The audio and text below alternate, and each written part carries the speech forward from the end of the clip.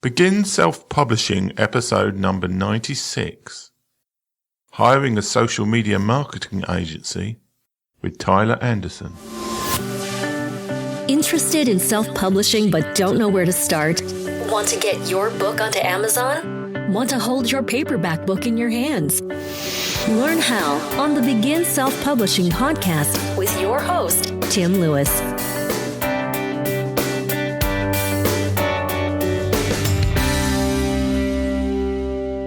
I've often made assumptions about what kind of background you, the listeners, are from. I've always tended to go to the conclusion that most self-publishers are fairly limited in terms of their cash reserves and how much they can spend on things. Recently, I've been realizing that it's not that people are necessarily low on money in their self-publishing efforts, but that they want to get value for money from their expenses. So this week, I thought I'd have a guest on, somebody who actually does run a social media marketing agency. Obviously not a cheap one, a proper social media marketing agency with multiple staff, and actually who, if you've got enough money, you can actually pay and get somebody else to do a lot of the work for you in terms of marketing your book. I've always had a lot of respect for Tyler Anderson because I listened to his podcast about social media marketing. It's usually of a very high quality, but it is very much from an agency point of view as opposed to us small solopreneurs. So I thought it would be interesting to get him on the show, even though I know that an awful lot of people probably wouldn't have the resources to hire an agency like his. But I find it's actually quite a good interview in as much as later on we actually talk about the kind of things he would be doing if you were to hire him to advertise your book. So now over to the interview. Hello, Tyler. Welcome to the show. Hey, Tim. I'm so excited to be here and looking forward to delivering, hopefully, some great knowledge here for your audience today. So you're obviously the person who runs the Casual Friday social media marketing agency. What are the advantages of hiring a social media marketing agency rather than trying to do the work yourself? Well, I think at the end of the day, for people, not that you can't manage social by yourself, and you certainly can. Like, don't get me wrong, you definitely 100% can. But for a lot of people, depending on their business, and in this case, if they're trying to be an author or a published author, there's other things that go into running that business. And a decade ago, managing social wasn't one of them. So it's one of those things that kind of has gotten added on to your responsibilities to run your business. And it's something that it can take a lot of time depending on the strategy that you have in place. And so it just comes down to time. Is this something that you want to devote the time to, or are you better utilized? Maybe, even if you have the time, but do you have better skills that you're better suited for using that time to do something else that can grow your business? And then that's where perhaps you want to look at a consultant or an agency or somebody who can support you with your social media. What kind of things should a good social media marketing agency be doing for someone trying to promote a book, in your opinion? Well, let's start from the top. I mean, at the end of the day, I think an agency should be able to support you with the following buckets. Generally, one, just overall strategy. Some people have no idea what an efficient social media strategy would look like, or an effective too for what they're trying to accomplish. In this case, it'd be publishing a book. So they can support you with strategy. They can definitely support you with content creation and the marketing of that strategy. Like, how are you going to execute that? What kind of content's being created, and then actually creating the content. And then there's the publishing component. We have some people who are, really adamant on, developing their own strategy. They're also very adamant on, even creating their own content, but they just don't have the time when it comes to publishing the content and repurposing it across multiple platforms or recreating it. So then that's the third bucket that they could assist you with, which is the publishing. And then the last one, which has really exploded over the last, I'd say 3-4 years especially, just because it's gotten so robust. It's not like what it once was back in like 2009, which was pretty simple. And that is the social ad management. Most of these platforms now have really evolved their advertising platforms, especially Facebook and Instagram, just because they are under the same umbrella, that it's a lot of work to actively create and manage your Facebook ads and campaigns, and to do so efficiently and make sure you're not overspending. So I'd say that's the fourth bucket that a agency or a consultant can support you with, is the ad management. So again, it's strategy, content creation, publishing, and ad management. Okay. And the obvious question, that what kind of money would somebody have to be paying an agency? I mean, both in terms of your own costs and just generally the average kind of amount per month that they would be paying an agency to do their social media marketing for them. Yeah, I mean, obviously that's a loaded question, right? Because it really just depends on a couple factors. So, first of all, it's going to depend on your precise needs. Do you need help with all those things I just talked about, from strategy to content creation, publishing, ad management, everything? Do you maybe just need help with having somebody come up with your strategy, or maybe you just need help with someone just to publish your content for you? So it really just depends on what couple things, like one, your needs, two, the agency or the consultant's bandwidth and capabilities. And so I'm probably jumping around here because you might have other questions that are related to this, but I'll just kind of address it now. There's different types of agencies. And in full disclosure, when I started Casual Fridays, even though I was quote unquote an agency, let's be real, I was a consultant. I was a solopreneur. It was just me. I did everything for the clients. Now you fast forward to 2017. I started the agency in 2009.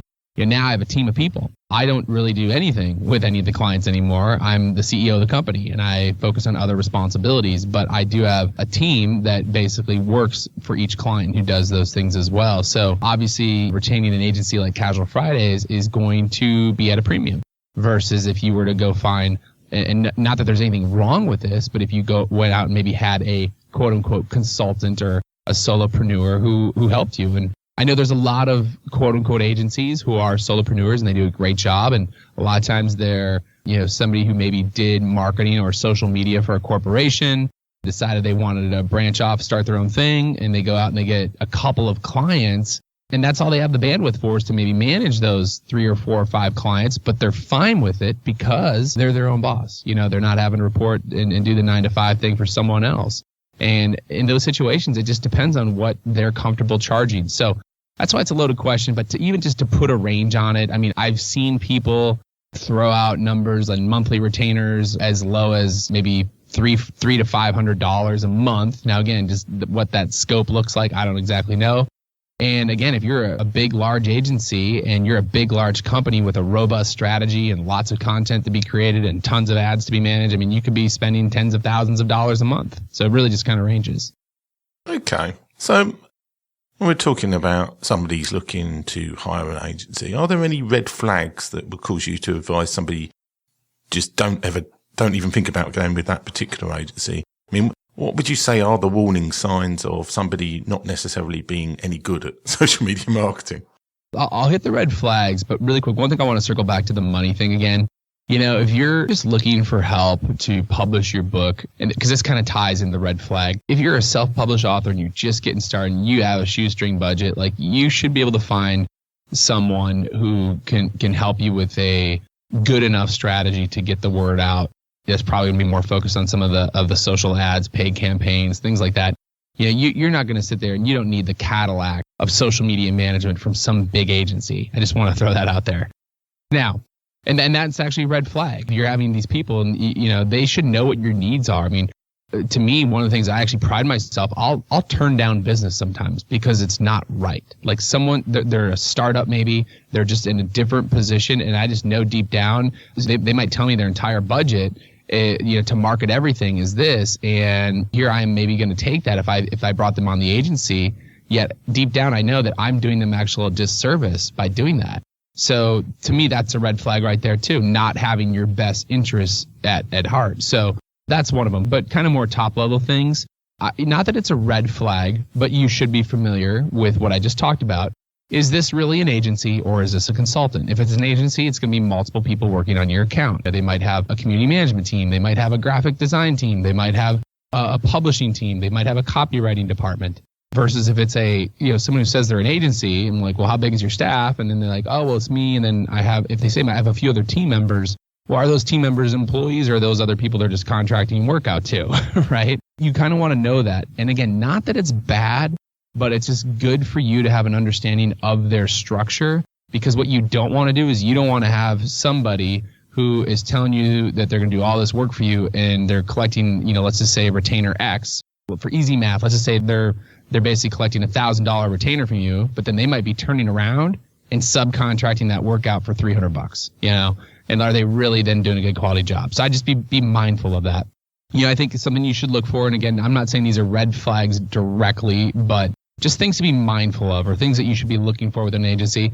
You know, where's their location? Are they near you? If it's important for you to have face-to-face meetings, I mean, yes, you can meet people with a Zoom conference or with Skype, but if it's really important for you to have that face-to-face interaction, you might want to consider hiring somebody who lives in and around your area versus remotely. I kind of mentioned earlier, but just to reiterate, you know, do they have employees working for them or do they have contractors? You know, if they have a bunch of contractors, not that it's bad, but I'd definitely be a little bit more cautious and do a little bit more due diligence and homework when looking at them. Now, as far as the red flags, again here, what's their experience? Like, how long have they been doing this? And never hurts to ask for specific examples of clients they are presently working with. And that's the key word, presently. I've seen people who will get 1 or 2 clients have them for 2 weeks, and then that's who they'll market to and say that they, you know, oh, we've done these amazing work for this client, this client, this client, yet none of them are present clients. And that's a key word there. So I definitely try to get a list of current clients that they're working with, or at least a few examples or case studies. You know, definitely try to get an idea of the scope of services that they do offer. Again, I've seen people who go hire quote unquote digital marketing agencies. People will advertise themselves as digital marketing agencies and say they're the end all be all. They do everything. And then when it comes to a social strategy, well, really their bandwidth or even their just capabilities of a really solid social campaign are really limited. So you want to have a good grasp of everything that they offer and the kind of services and to what scope that they can deliver on those. And then here's another thing too. This is key. Look at their own social media. I can't tell you how many times people are hiring agencies or trusting consultants, but then if you go look at that own consultant social media efforts, they're just paltry. There's nothing out there. There's zero engagement. They're not practicing the best practices. You know, I kind of equate this to the analogy like, would you want to trust a financial advisor who's broke, right? Or would you want to hire a personal trainer who's really overweight? They're obviously not practicing what they're preaching. So the same thing goes with social media marketing. If you're going to bring someone on, are they implementing and executing comparable strategies and tactics that they're going to be recommending for you? And then I think the last two that I want to bring up here, again, the first one is a red flag. The second one is just something to be mindful of. And the first one is this. Especially if you become a bigger company, you know, or if you're let's just say your book takes off, right? And you become a, you know, best-selling author, for example. Maybe you build this massive audience through social media. Are they insured? That's a question I would ask. and when I say that, do they carry a errors and omissions, you know, policy? You know, what happens if they accidentally posted something on social media that could be detrimental to your personal brand or your business, right? You want to make sure you have that protection, and a good agency should and will have an insurance policy on that, again, because they are protecting your brand. Consultants, not so much. So just something to be aware of.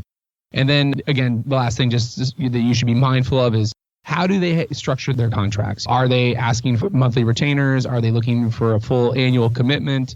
Do they charge by the hour? I will say this, you know, just something, it's very rare. If you think you're going to go hire someone on a 1-month trial and base everything off the success of that, that's really challenging.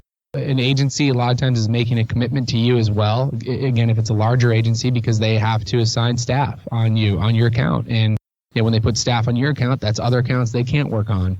And so, you know, from their standpoint too, generally at our agency, I do ask for annual commitments. Now, that being said, if someone is truly unhappy and does not see the value in our work, I'm going to let them out of that contract, no doubt. But it takes a couple months to get things ramped up. And I do try to set that expectation. But you should be mindful when you're looking at agencies of how they're going to structure that. Okay. So let's say there's a hypothetical author, Mrs. X, let's say, and she's got financial means from somewhere else. I mean, she's got a high paying job and she's got this self-published book that she wants to promote, and she comes to you and you're happy that she's actually got enough money to pay you. What kind of things would you actually be doing for her in the first couple of months in terms of social media networks to look at? What kind of activities would you be sort of suggesting that you do on her behalf? So is the book done and it's for sale, or are we doing like a pre-launch? Well, let's take both cases. I'll sit on the fence. Okay. So what would you do if it was like she just approached you, she'd already released the book, or in the case where there's a pre-launch? So, I mean, here's the thing. If the book is already released, first of all, as much as I'd say we're going to have like great quality organic content, at the end of the day now, in this day and age especially, what's going to drive ticket sales of that book is going to be a paid social strategy. So we want to make sure that we're leveraging a solid paid campaign. And this is where I would hope that I have my, as my friend Dennis, you would like to say, my plumbing in order of the house. Yeah, so the plumbing is, do we have our analytics set up on our website? Do we have our Facebook pixel on the website? Do we have a Twitter pixel on our website? And so we would want to make sure we already had all of our plumbing in order. So now we could put together a robust strategy to really drive and move ticket sales and track and measure the results of those efforts. But to me, without a doubt, a paid social campaign is probably going to be where I'm focusing a majority of my efforts. Not that I'm totally forgetting the organic stuff, and there's still an engagement strategy behind that. But at the end of the day, if I want to sell books, like that's what I got to do. I be retargeting people who've hit the website, targeting lookalike audiences, driving people back and building up my list and retargeting to them and doing, depending on what my book is about, doing some really strong interest-based targeting based on other interests. But that's the beauty of social media, that you can get that targeting. And then, I would definitely have multiple campaigns, and I'd be doing a lot of split A/B testing to really hone in and identify where I'm making the biggest bang for my buck and where I'm getting the most conversions. But that would be, if my book's out there, that's a majority of my focus is going to be on the paid strategy. And would that just be Facebook, or do you go onto the other networks and Google as well? Depends what your book's about. So definitely Facebook is going to be, I can pretty much safely assume, yes, Facebook can work for everything. It really can, just because the majority of the world internet population is on Facebook. Even for B2B cases, we can make a strong use case of Facebook ads. So I definitely think without a doubt, Facebook's going to be part of that. Now, again, just depending on your topic of your book and the demographics, then that's where you would maybe want to consider some of the other paid channels. Twitter could definitely be a case there. Instagram, most likely nowadays, is becoming a more of a constant. Let's just say your book's more in the crafts or food-based. Definitely, I think you might even make a strong case for Pinterest, right? Especially if it's your target for your readers are going to be a lot of women. But yeah, Pinterest, Twitter, LinkedIn, Facebook, just depending on the audience of your book, I would probably see a case for either of those platforms. If somebody approached you with a particular book title, what would be the book that you would least like to actually try and promote? And what would be the kind of book that you think, this is guaranteed this to do really well? So for me personally, oh man, that's a tough question here. Let's see.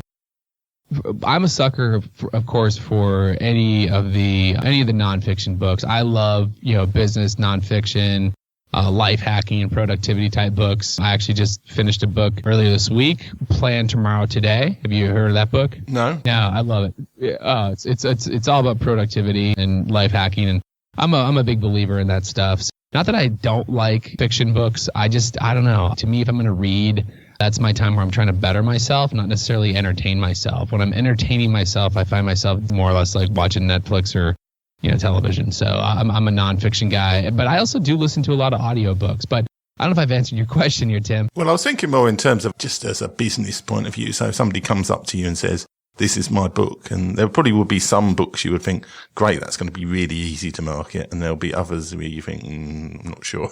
Here's a perfect example, though. That's why I think the books that are definitely business related, here's the reality. Anything that is really honed in on things that you can easily target through social ads would be so much easier. If somebody came to me and they had a book on how to plan the ultimate wedding, well, God, that'd be amazing to target, because I could target females who just got engaged, right?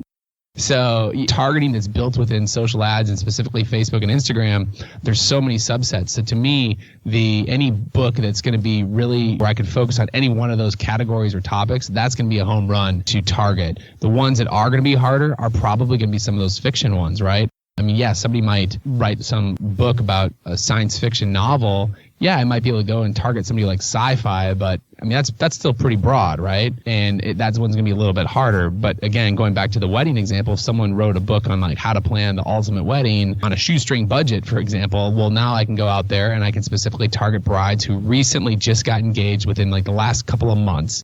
And I can target people who, make less than $50,000 a year and who are into saving money. So, I mean, any of those things where you can really add a lot of those filters on it, narrow down is going to be easier. And those are the ones I'd want to have to market through social.